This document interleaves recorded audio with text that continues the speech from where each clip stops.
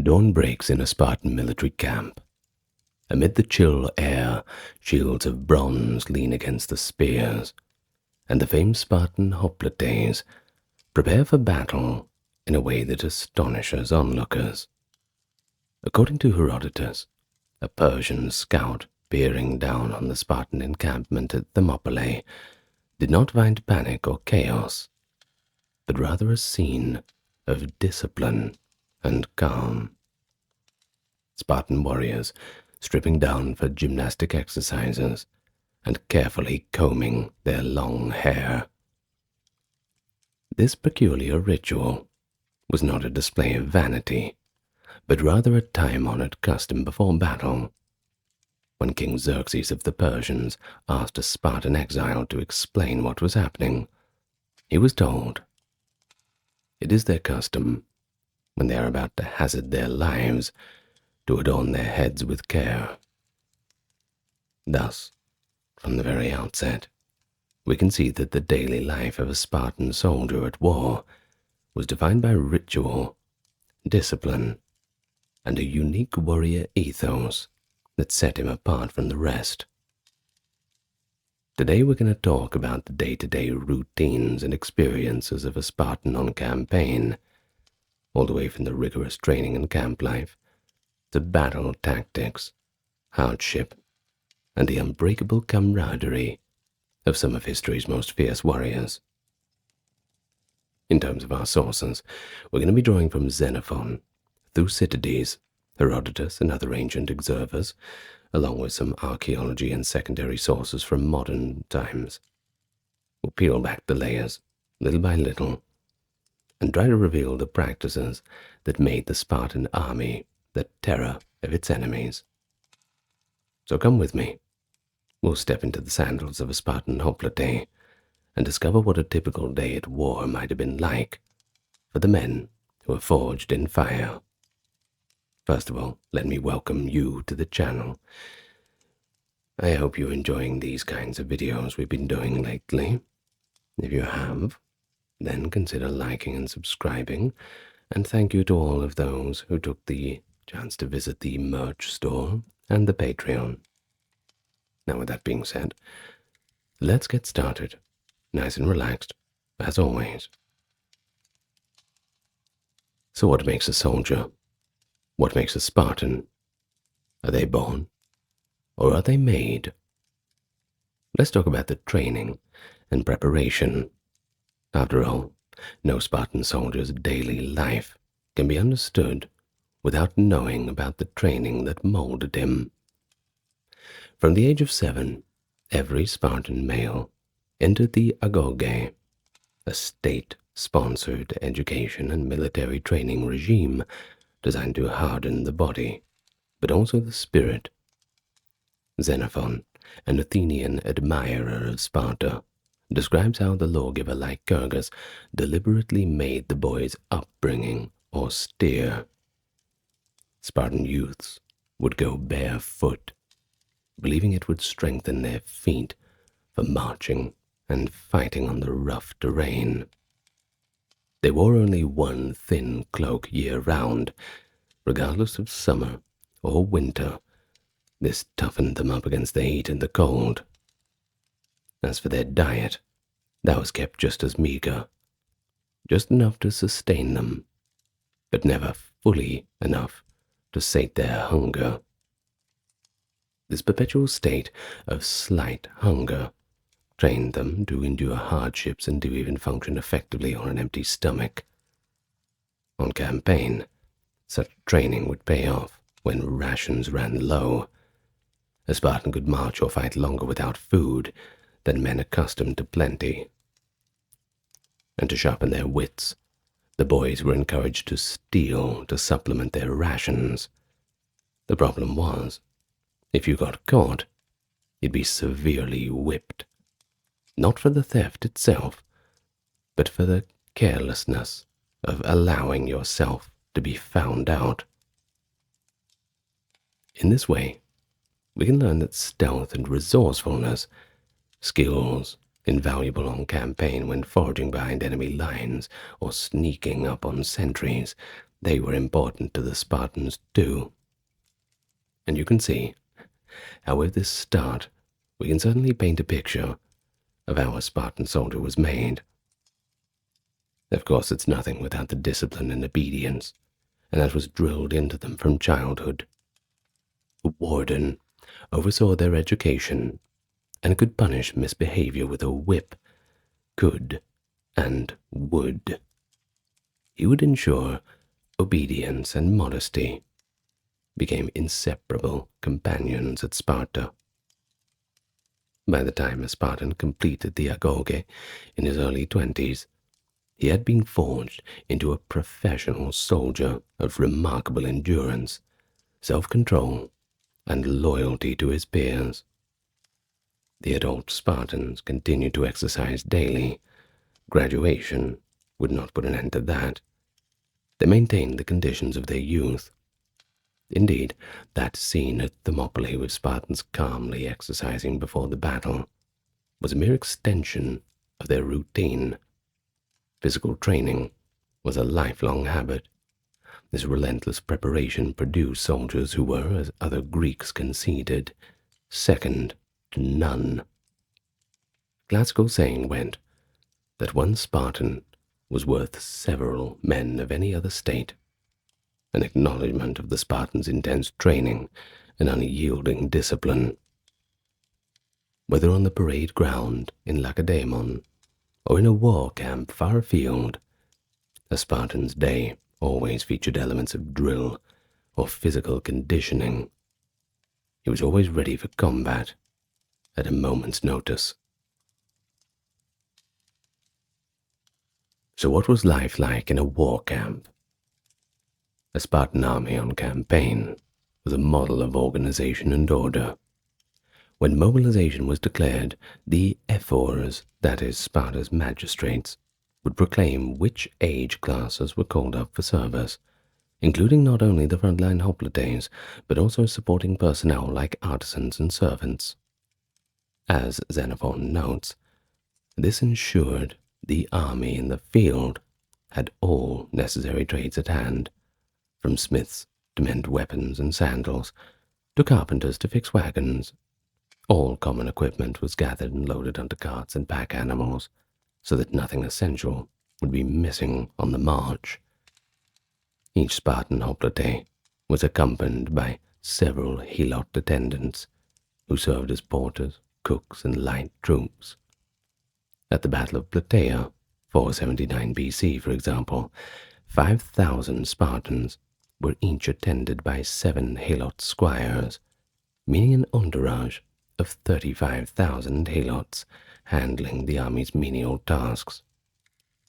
These helots pitched camp, prepared food, and carried heavy gear, freeing the Spartans to concentrate on combat-related matters.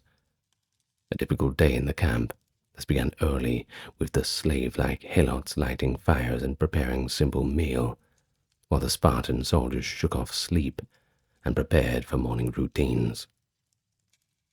Despite being away from home, Spartan soldiers maintained strict routines in their camps. At daybreak, after a modest meal of barley, porridge, or bread, and maybe some wine diluted with water, they would conduct devotions and sacrifices to the gods. The Spartan king, who would always accompany the army, acted as chief priest in the field. Before any march or battle, he offered sacrifice to seek divine favor. Only if the omens were acceptable would the day's operations proceed, a commitment to religion that sometimes tested Spartan patience. In one famous instance during the Battle of Plataea, King Pausanias repeatedly sacrificed, while his men stood under a hail of Persian arrows, waiting for a favorable omen to come. The Spartans would refuse to advance until the gods signaled approval, enduring casualties rather than violating their ancient custom. When at last the sacrifice gave a good sign, Pausanias's men charged with ferocity, and the enemy was routed. Things like this, that shows the daily interplay of piety and discipline. The Spartan soldier may chafe at the delay, but his conditioning taught him to trust the leader, and above that, the will of the gods. After morning prayers and any needed drills, the Spartan Hoplite spent much of the day in routine activities, maintaining equipment, sharpening spears and swords, and drilling in formation. The Spartans often practiced maneuvers to keep their famous phalanx formation razor sharp. Ancient observers who marveled that even complicated field matters were executed by Spartans with perfect ease. Years of training had made it all second nature. For example, one eyewitness noted how Spartan columns marching could swiftly wheel into the battle line upon command, each rank pivoting smoothly into place. Daily training in camp reinforced such tactical skills. During downtime, Spartans would also engage in athletic contests or mock sparring. It was their way of keeping up morale and their bodies honed. But music was another important staple of Spartan military life. They were known to sing paeans, or battle hymns, along with patriotic songs. The poet Tyrtaeus, himself a Spartan of the 7th century, had composed exhortations to the courage the Spartan soldiers to reputedly sing on the march. His verses extolled standing firm in line and encouraging one's comrades. With his words he encourages the man who is stationed beside him. Here is a man who proves himself to be valiant in war. Such poetry, memorized since youth, reminded the Spartans of their ideals each day, and that is loyalty, courage, and victory or death. No exceptions. Mealtimes in a Spartan camp were no exception either, a continuation of this communal life. The Spartans always ate together in mess groups, even when encamped abroad. A midday meal, well, it might not be much. Bread, some dried figs, maybe some cheese if you were lucky, just enough to sustain them until the main evening mess. Dinner featured the famous Spartan black broth, a staple stew of pork boiled in blood and vinegar. This fare was so notorious that outsiders doubted how the Spartans could stomach it. Actually, we have a humorous anecdote from Plutarch that the Sicilian tyrant Dionysius obtained a Spartan cook to prepare black broth for him, curious to taste the warrior's food. He found the broth so vile that he spat it out in disgust. The Spartan cook wryly remarked, "It is necessary to have exercised in the Spartan manner, and to have bathed in the Eurotas, in order to relish this broth." In other words, only a Spartan hardened by the training and simple life back home could find any appreciation in such a dish. Around the campfire, older Spartans would give their meat portions to younger men, just as they did at home, a gesture that built solidarity between generations. They drank wine in moderation, enough to enjoy camaraderie, but never to the point of drunkenness. And drunkenness indeed was severely frowned upon. In fact, after the communal dinner, Spartans even trained themselves to navigate at night without torches, walking back to the quarters in complete darkness. This practice made them confident, operating at night, a useful skill if the army ever had to reposition or stand watch in the dark. And, come nightfall, as the sun had gone down, the Spartan camp was a secure fortress of its own. Tents were minimal. Many Spartans simply slept under the open sky in their cloaks, another habit that startled more comfort-loving Greeks. They posted sentries, too, and pickets around the perimeter, notably a very special unit called the Skirite, often handled night patrols and outpost duty. These Skirite, who were drawn from a highland district of Laconia, were light infantry attached to the Spartan army, and ancient sources Note how they took the leftmost position in battle, and likely served as scouts and lookouts in camp. With vigilant helots and sciritae keeping watch, most Spartans could rest, knowing that their perimeter was secure. But still, a true Spartan was always ready, sleeping lightly with a spear and shield in arm's reach. The rhythm of camp life was unchanging. Prayer, drill, maintenance, meals, rest, all punctuated by the absolute obedience to the ephors and officer's command. It was this consistency that gave Spartans a sense of normalcy, even in foreign lands. The Spartan army on campaign was often compared to a moving city-state. It carried its laws and its customs wherever it went. Indeed, one could say that the Spartan soldier's daily life at war was in many ways just an extension of his daily life in Sparta. Except, this time, the enemy is a little bit closer at hand. So let's talk a little bit about the arms, the appearance and the armor of a Spartan hoplite. Spartan soldiers were known not just for how they behaved, but for how they appeared on the battlefield. Greek observers often remarked on the uniformity and majesty of the Spartan hoplite's attire. According to Xenophon, it was Lycurgus himself who prescribed the essentials of a Spartan warrior's panoply: a scarlet-red cloak and a bronze-faced shield. The red cloak, called a phoenikis, was adopted, Xenophon says, because it was the most suitable for war and had least resemblance to women's clothing. The bright crimson color was not only striking, it also concealed bloodstains, keeping the Spartans looking unflustered even when wounded. Each man also grew his hair long once he reached adulthood, a custom in stark contrast to other Greeks who kept their hair short. You see, the Spartans believed that long hair added an aura of dignity and fearfulness to the veteran warrior.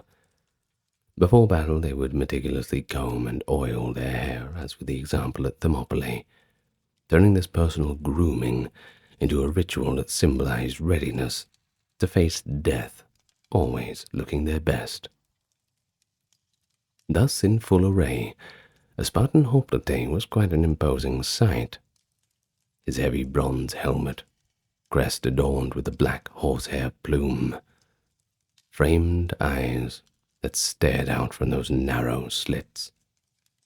He carried around a shield about 3 feet across, its bronze surface polished to a gleam. By later 5th century, Spartan shields were often emblazoned with a red letter lambda for Lacedaemon. This is kind of looks like an A without the cross in the middle, or like an upside-down V.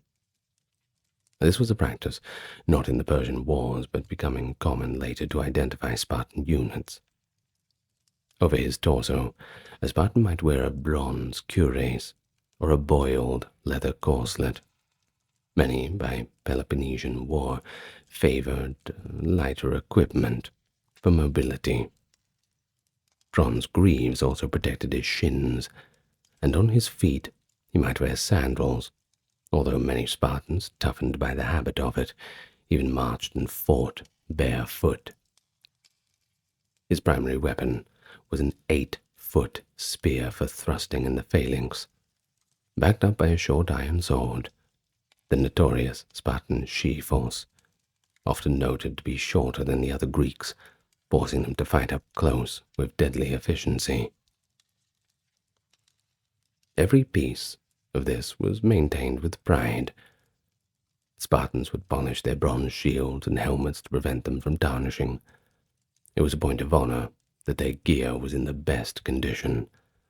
A rusted or dirty shield would be disgraceful.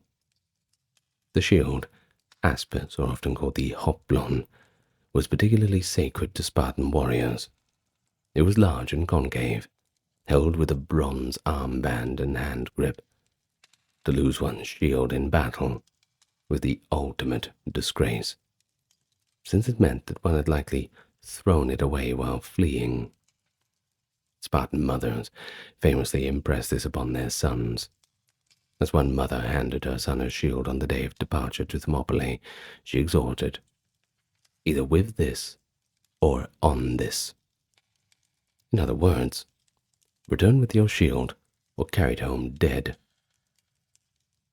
Spartans did not mark individual graves for those who died in peace, but a man who fell in battle was honored with his name on a tombstone.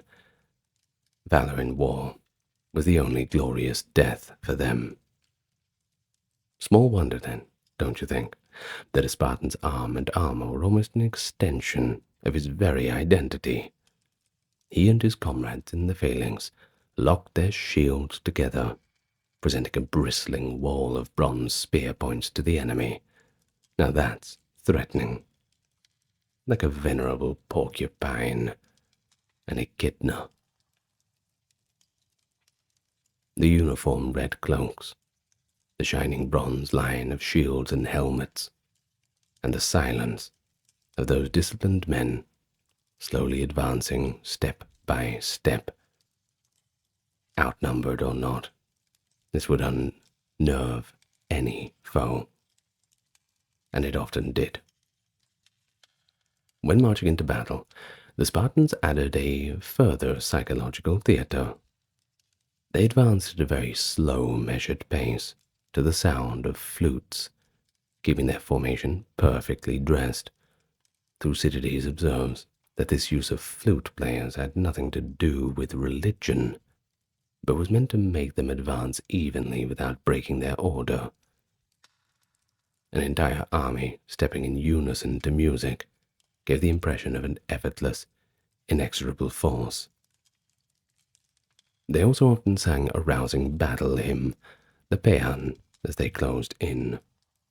The effect on their opponents was memorable. In fact, one enemy at the Battle of Mantinea confessed that the sudden sight of the Spartans bearing down in complete order was the greatest shock that he ever felt. Each Spartan hoplite knew his own place in the formation. The chain of command ran from the kings, who acted as generals, to the polemarchs, the field commanders, and then the lokagoi, company captains, the pentecostiers, lieutenants of over 50-man units, and the enemotarchs, the file leaders of the smaller squads.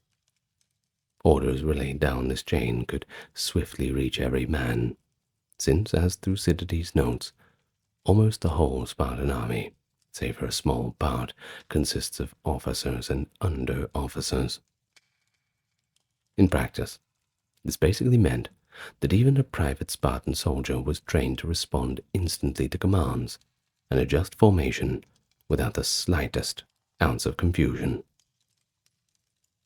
All these elements, the impeccable equipment, the discipline, the distinctive dress, and the deliberate battlefield choreography, they were key parts of a Spartan soldier's experience at war. They took pride in looking like the elite warriors that they were, every day presenting themselves as worthy of Sparta's fearsome and ancient reputation. The ferocity of battle. When battle was joined, that was where the true ethos of a Spartan soldier had its opportunity to shine. Trained to never panic, to never break rank, Spartans fought shoulder to shoulder in the hoplite phalanx, a formation that demanded absolute trust in one's comrades. The Spartans' daily training in obedience and unit cohesion paid off in the crunch of battle, where it really counted. Ancient commentators frequently praised the Spartans' remarkable discipline under fire. At the moment of engagement, while other Greek armies might charge with wild shouts, the Spartans instead moved slowly to the music of the many flute players, maintaining their steady line. They were forbidden to rush.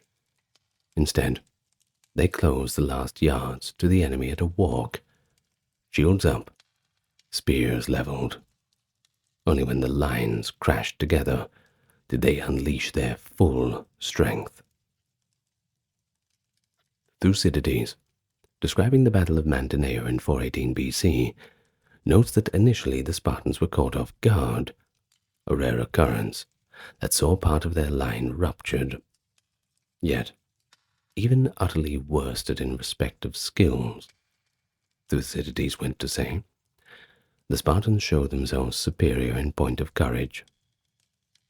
Their center, including the king's 300-strong elite guard, never wavered.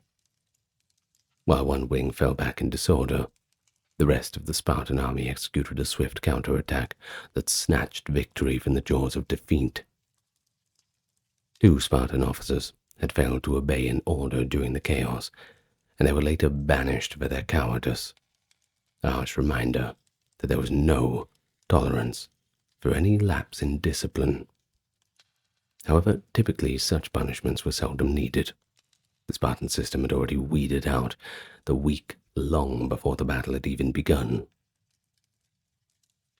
And so the average Spartan hoplite fought with a cool and calm determination, focusing on his job in the formation, not overthinking it, just doing what he was trained to do. Each man protected his comrade on the left with his shield, while trusting the man on his right to protect him. This created a literal and psychological interdependence. As one classical saying put it, the Spartans do not ask, how many are the enemy? Only where they are. We see this reflected in a quip attributed to a Spartan named Dionychus at Thermopylae. Told that the Persian archers were so numerous that their arrows would darken the sun, he replied with a laugh that this was good news, for, I quote, if the Medes darken the sun, we shall have our fight in the shade. Such dry wit in the face of danger. That's the laconic spirit.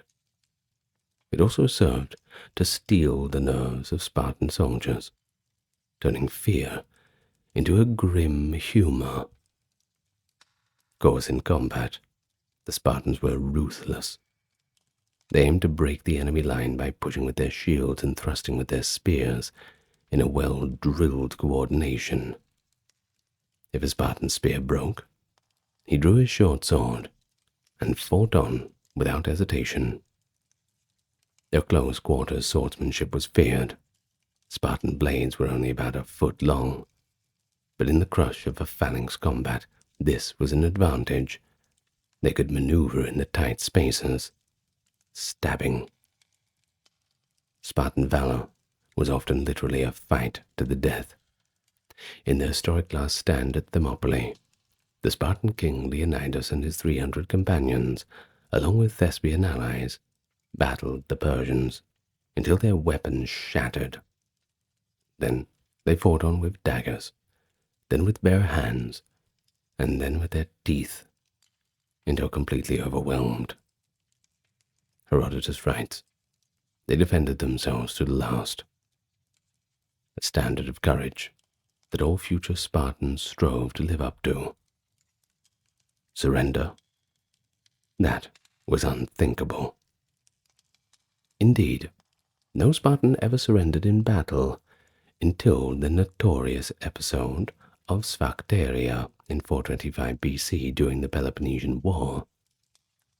In that instance, 120 Spartan hoplites, cut off an island with no food or water and surrounded by Athenian forces, were forced to give themselves up.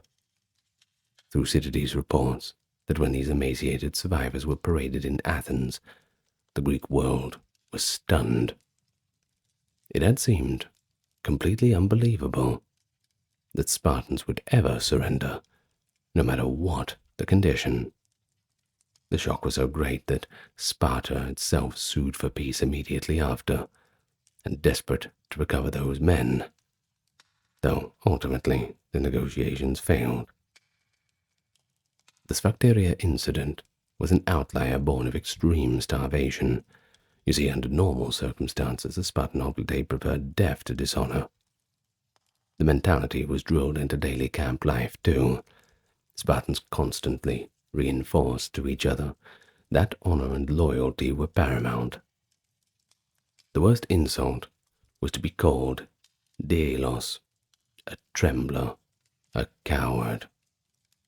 Any Spartan suspected of cowardice, well, he would face social death, shaming, exclusion, and even being made to wear patches on his cloak and shave half of his beard as a mark of disgrace. So little wonder, then, that in battle each man stood firm, propelled by lifelong conditioning, under the watchful eyes of his comrades. Even the Spartan approach to wounds and death reflected their training. They were taught from boyhood to endure pain without complaint.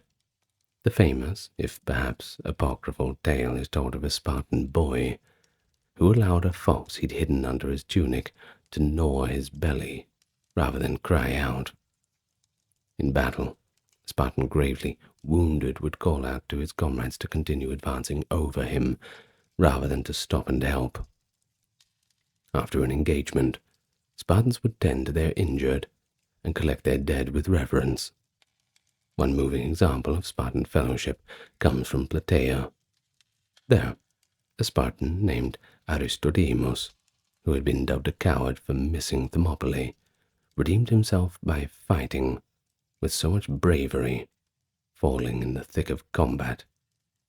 Though, tellingly, the Spartans granted him no special honors, since he seemingly courted death out of shame rather than duty.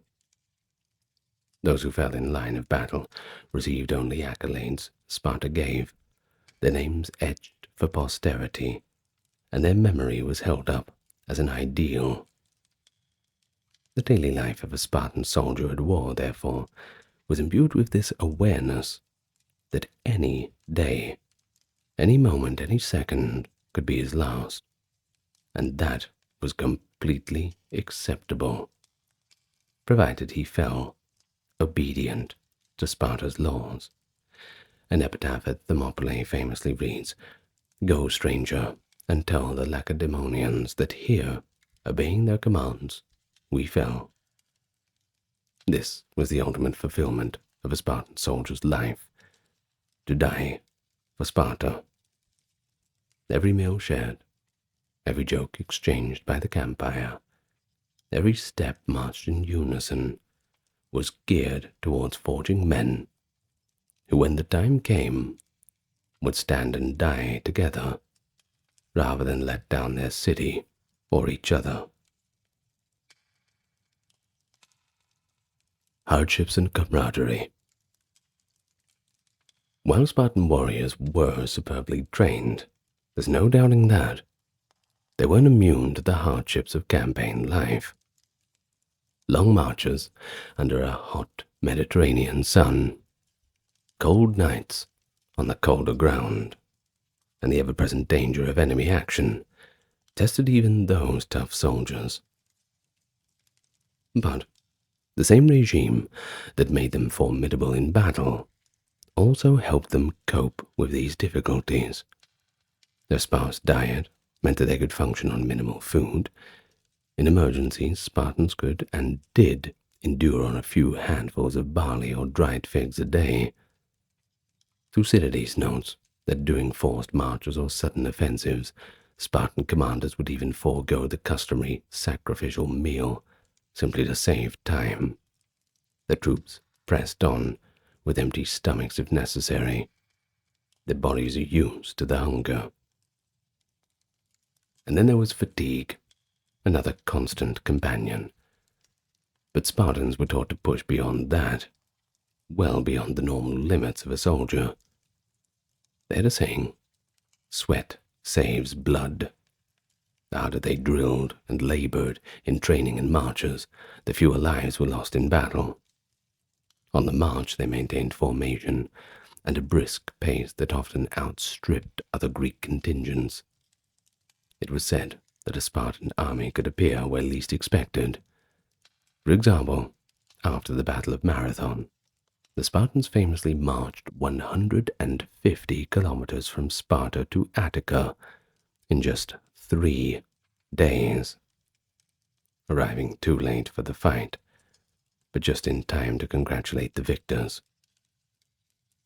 Such feats like this, they're only possible for men in peak condition, accustomed to treating long distances as a simple routine. Of course, weather is not something you can change, and that was met with the same stoicism. Rain or shine, cold or heat, the campaign had to proceed. Xenophon remarks that by toughening young Spartans to go bareheaded and lightly clad, Lycurgus ensured that they would be better prepared to face the changes of heat and cold. Indeed, a Spartan army, caught in a sudden storm, might simply wrap themselves tighter in their cloaks and huddle by shields for windbreaks, while others not so hardened, well, they would suffer greatly. The presence of the helots and periokoi, the Spartan allied troops, had managed to alleviate some of the burden. Servants carried most supplies, and allied lightly armored troops performed skirmishing and scouting roles that the elite Spartans typically did not. Still, Spartans did not entirely shirk the manual tasks.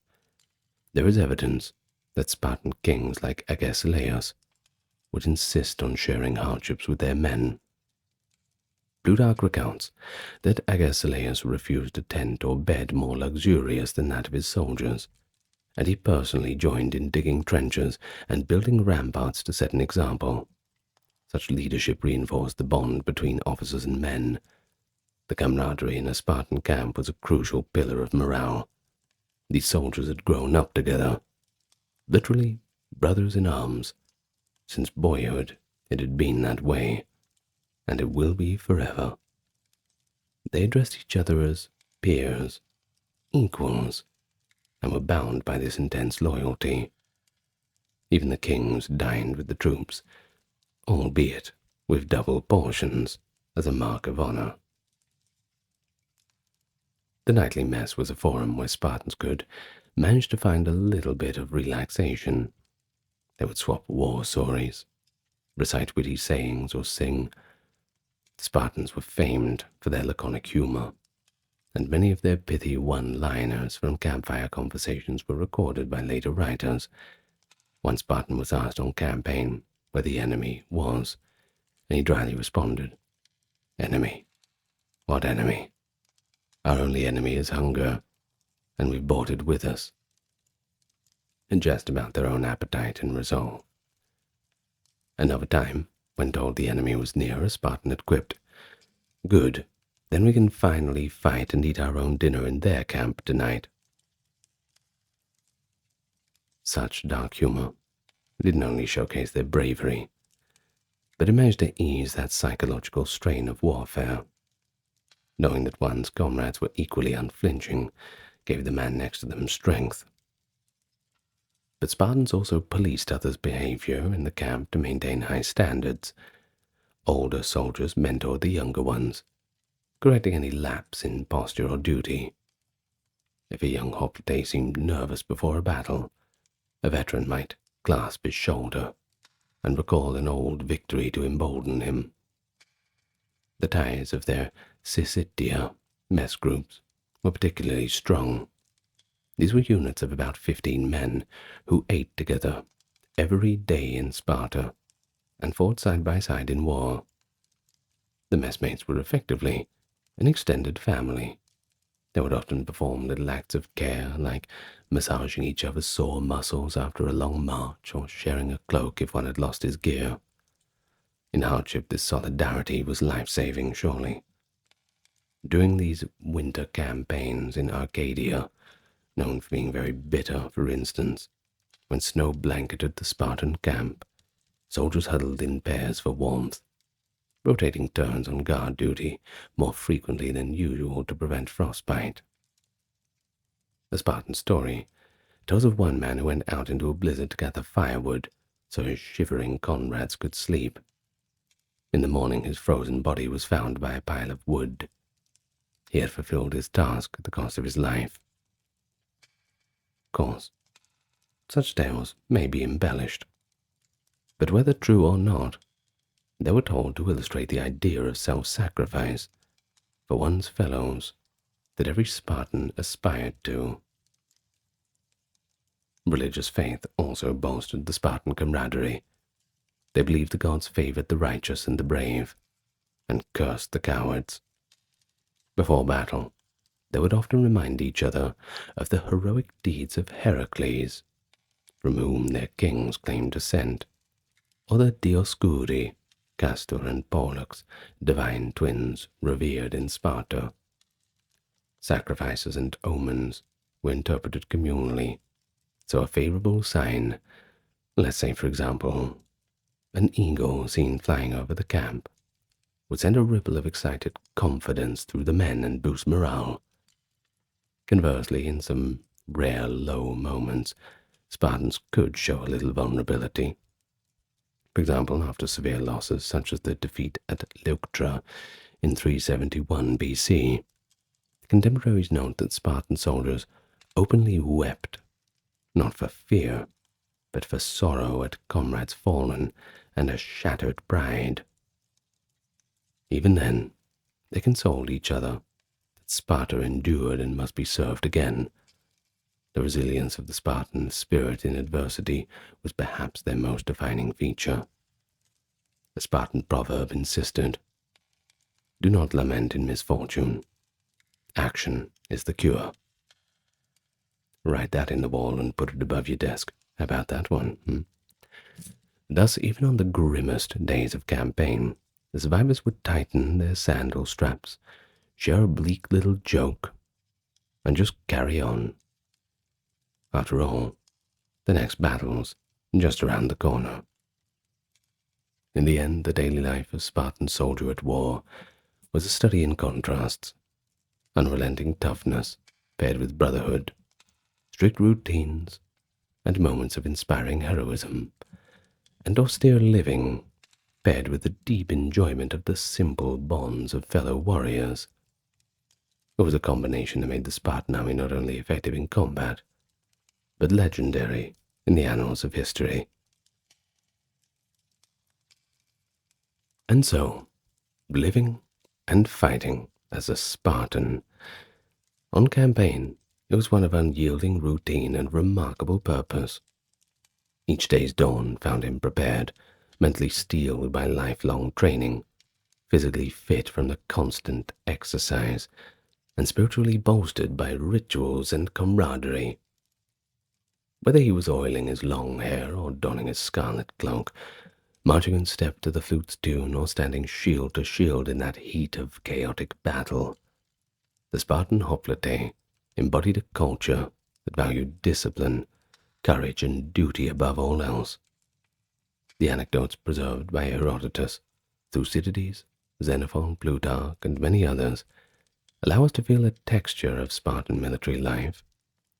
The sight of warriors calmly exercising as the enemy watches on, the taste or perhaps the shock of the black broth shared around the campfire, the sound of their deep-voiced songs, the piercing double pipes guarding their advance, and the unspoken bond as they dressed each other's wounds or congratulated the brave.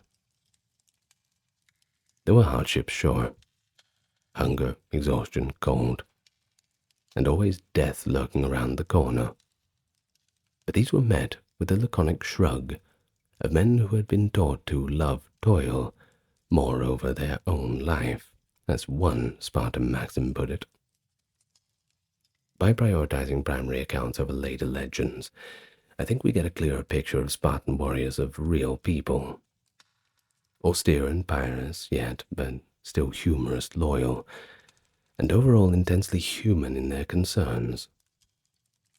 The University of War was their element, and in its daily trials they found meaning.